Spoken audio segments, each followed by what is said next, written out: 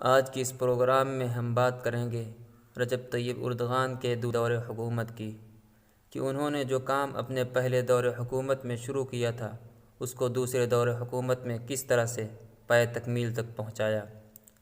22 جولائی 2007 عیسوی کے پارلیمانی الیکشن میں اردغان کی پارٹی کو پہلے سے کہیں زیادہ زبردست کامیابی ملی۔ کل ووٹوں میں سے 47% ووٹ حاصل ہوئے۔ گزشتہ الیکشن کے مقابلے اس مرتبہ یہ حیرت انگیز اضافہ اس بات کا ثبوت تھا کہ ترک عوام اس پارٹی کی حکومت کی خواہاں ہے، بلکہ ان نتائج سے پارٹی کی پالیسیوں، اس کی کارکردگی اور اس کے اقدامات پر عوام نے اعتماد کی طاقتور تجدید ہوئی تھی۔ اس الیکشن کا یہ پہلو خاص طور پر بہت اہم تھا کہ ترکی کی تاریخ میں ہوئی انتخابات میں اس مرتبہ اب تک کی سب سے زیادہ پولنگ ہوئی تھی۔ پولنگ کی شرح اس مرتبہ 85% ریکارڈ کی گئی تھی۔ اس طرح حزب العدالہ کو ایک مرتبہ پھر تنہا حکومت بنانے کا موقع ملا، اگرچہ اس مرتبہ اس کو 341 سیٹیں ملی جو گزشتہ الیکشن کے بالمقابل کچھ کم تھیں، جس کا سبب یہ تھا کہ پارلیمنٹ میں نمائندگی کرنے والی جماعتوں کی تعداد بڑھ گئی تھی۔ دینیز بالکان کی سربراہی میں ریپبلکن پارٹی کو 199 سیٹیں ملی تھیں، جبکہ قومی تحریک پارٹی کو 70 سیٹیں ملی تھیں اور حزب العدالہ کو اکثریت حاصل ہوئی تھی، جبکہ 34 سیٹیں آزاد امیدوار کو حاصل ہوئی تھیں۔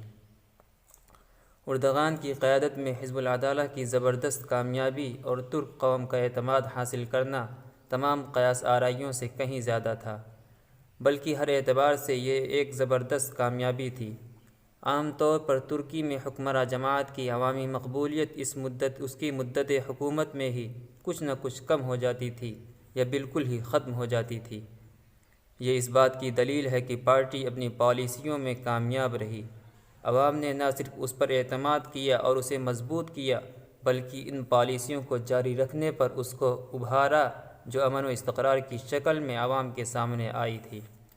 سب سے بڑھ کر یہ کہ عوام کو اپنے بچوں کا مستقبل بہتر ہونے کی امید جاگ اٹھی تھی۔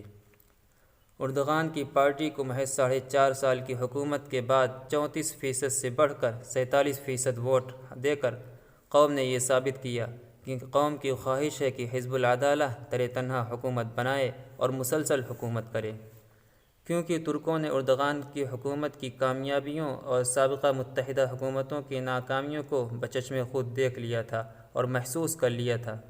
ان حکومتوں کی ناکامیوں نے ملک کو 90 کی دہائی میں مسلسل سیاسی افراتفری اور انتظامی کرپشن کے سبب سخت سیاسی بحران میں پھنسا دیا تھا۔ اس نتیجے سے یہ بھی متشرح ہوتا ہے کہ عام طور پر ترک عوام حزب العدالہ کے ارکان کی دینی تعلق اور اخلاقی حالت سے مطمئن تھے، کیونکہ ترکوں میں ہر اس چیز کے تئیں جو اسلامی ہو زبردست جذبہ موجود تھا۔ اسی جذبے کو دبانے اور اس کے اظہار کرنے سے ان کو تمام سیکولر حکومتوں کے عہد میں روکا گیا تھا۔ 2007 عیسوی کے پارلیمانی انتخابات کے ان نتائج کو اس حیثیت سے بھی بہت اہم شمار کیا جاتا ہے کہ اس الیکشن میں اردغان کی پارٹی کو ترکی کے تمام علاقوں میں اکثریت حاصل ہوئی۔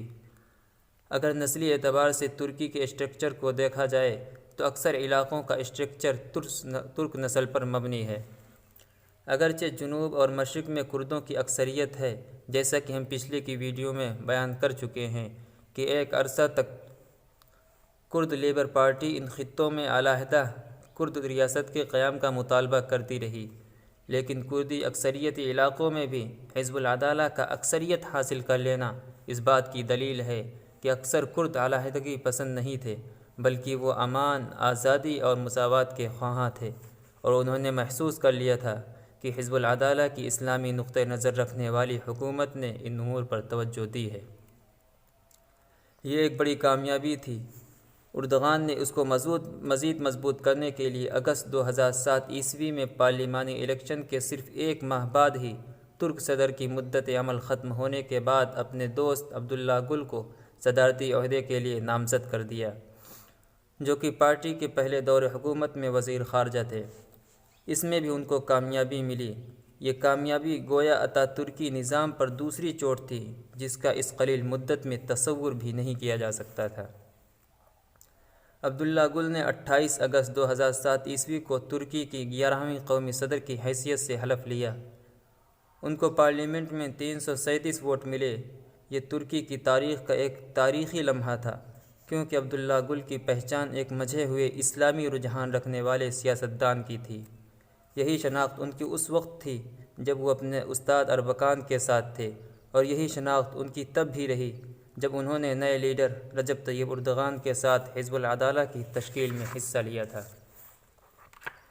اس معرکے کو بھی اردغان نے کامیابی کے ساتھ سر کر لیا۔ ان کو اس سے مزید خود اعتمادی بھی حاصل ہوئی۔ انہوں نے پارلیمانی انتخابات سے کچھ پہلے ہی اس طرح کا اعلان کیا تھا کہ اگر ان کی پارٹی کو اس طرح کی اکثریت نہ ملی جس سے وہ تنہا حکومت بنا سکے تو سیاسی زندگی سے وہ علیحدگی اختیار کر لیں گے۔ اس اعلان نے الیکشن کو مزید گرما دیا تھا اور عوام کو یہ اختیار دے دیا تھا کہ وہ اردغان کی ترکی کو اس انقلاب جدید کا لیڈر متعین کر دے جو کہ خاموشی کے ساتھ اتاترکی متشدد سیکولر نظام کے خلاف برپا ہو رہا تھا، یا یہ کہ عوام اس شخص کے لیے اس کا کام ختم ہونے کا اعلان کر دے جس کی شخصیت شجاع اور کرشماتی تھی، جس کے اندر قوت ارادی تھی اور جس نے ہر میدان میں اپنے وجود کا ثبوت دیا تھا، جو ترکی کی موجودہ تحریک اسلامی کے قافلے سالار اپنے استاد نجم الدین اربکان رحمۃ اللہ علیہ کے بقدر بلکہ ان سے بھی زیادہ قوت ارادی اور اپنے وجود کا ثبوت دینے والا تھا۔ اردغان کی حکومت نے اپنے پہلے دور حکومت میں جو کامیابیاں حاصل کی تھیں وہ محض وقتی کامیابیاں نہیں تھیں، یا وہ محض ایسے منصوبے نہیں تھے جن کو حکومت نے اپنے پارٹی یا اپنے سربراہی کے لیے میڈیائی پروپیگنڈا کرنے کے لیے نافذ کیا ہو، بلکہ وہ اس طویل راستے کی اولین اقدامات تھے جو اردغان اور ان کے مخلص رفقا نے ترکی کو بچانے، اس کو ناخواندگی سے نکالنے، غربت اور کرپشن سے نجات دلانے اور اخلاقیہ دیوالیہ پن سے بچانے، نیز تمام شعبوں میں حقیقی معنی میں ترقی کرنے کے لیے کیے تھے۔ اسی لیے اردغان اور ان کی حکومت کی کارکردگی اسی وقت اور صلاحیت کے ساتھ جاری رہی، بلکہ قوم کا اعتماد جیتنے کے بعد اس میں مزید اضافہ ہو گیا تاکہ وہ اپنے سفر کو مکمل کر سکیں، اپنی کارکردگی مزید مضبوط بنا سکیں اور اپنے پہلے دور حکومت میں جو کام شروع کیا تھا اس کو پائے تکمیل تک پہنچا سکیں۔ ترکی معیشت کی نمو کی جو شرح اردغان حکومت کے دور اول میں شروع ہوئی تھی وہ دن بدن آگے بڑھتی رہی، حتیٰ کہ اس نے ایسی چھلانگ لگائی کہ ساری دنیا کو حیران کر دیا۔ جی ڈی پی بڑھ کر $1 ٹریلین کے قریب پہنچ گئی۔ چنانچہ 2010 عیسوی میں جی ڈی پی $960.5 ارب تھی۔ دوسرے دور حکومت کے 4 سالوں میں ترکی معیشت اس مقام پر پہنچ گئی جو تجزیہ نگاروں کے وہم و گمان میں نہ تھا۔ اس طرح ترکی اس اقتصادی بحران سے نکلنے میں کامیاب ہوا جو بحران 20ویں صدی کی ابتدا سے شروع ہوا تھا۔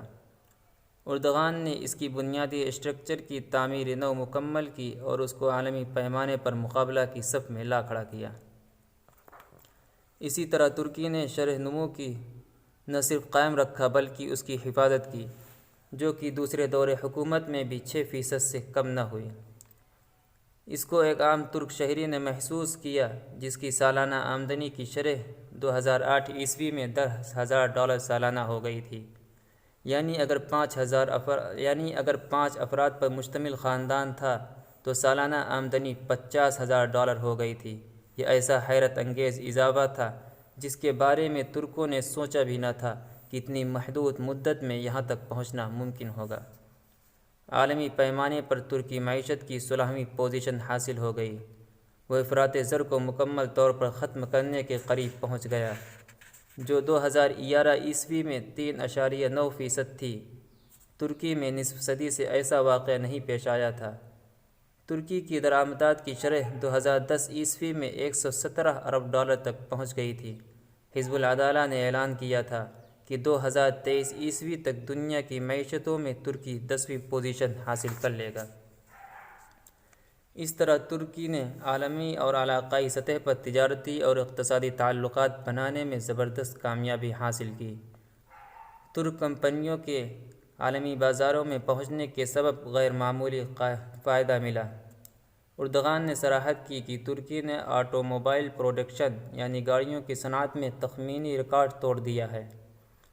2009 میں 460,000 گاڑیاں فروخت ہوئیں، جبکہ 2010 میں یہ شرح بڑھ کر 509,000 تک پہنچ گئی۔ ترکی ملکی صنعت کو فروغ دے رہا ہے اور گاڑیوں کی صنعت میں 100% ملکی صنعت کی طرف گامزن ہے۔ ہم اس پہلو کو بھی اردغان کی خود اعتمادی اور ترکی معیشت کے روشن مستقبل کے تئیں ان کی امید کے لیے دلیل بنا سکتے ہیں کہ اردغان کو جب کبھی کوئی اجتماعی موقع ملا تو انہوں نے ترکی کو افزائش نسل کی دعوت دی۔ بڑی تاکید کے ساتھ انہوں نے کہا کہ ہر فیملی کم از کم 3 بچے پیدا کرے اور اس سے زیادہ ہو تو اور بہتر ہے۔ انہوں نے ترکوں سے مذاق کرتے ہوئے کہا، کسی بھی شادی میں شرکت کے لیے میری یہی شرط ہے۔ چونکہ انہوں نے یہ دعوت بار بار دی، اس لیے انقرہ سے 30 کلومیٹر دور بایزاد شہر کے میئر نے اعلان کیا کہ جس گھر کی خاتون بھی حمل سے ہوگی اس گھر کے پانی کا بل 2 سال کے لیے معاف کر کے اسے انعام دیا جائے گا۔ یہ بات سمجھنے کی ہے کہ یہ محض اردغان کی لفاظی نہیں تھی، بلکہ اس کے پیچھے ایک شاندار نظریہ اور مستقبل بعید کی تخمینی منصوبے کار فرما تھے۔ اردغان یہ تسلیم کرتے تھے کہ انسان خود ایک سرمایہ ہے، اس لیے ہر ممکن طریقے سے اس کا نمو اور اس کی افزائش ضروری ہے، خاص طور سے اگر اس کو بہتر طریقے سے استعمال کر لیا جائے، جیسا کہ اس وقت ترکی میں ہو رہا ہے۔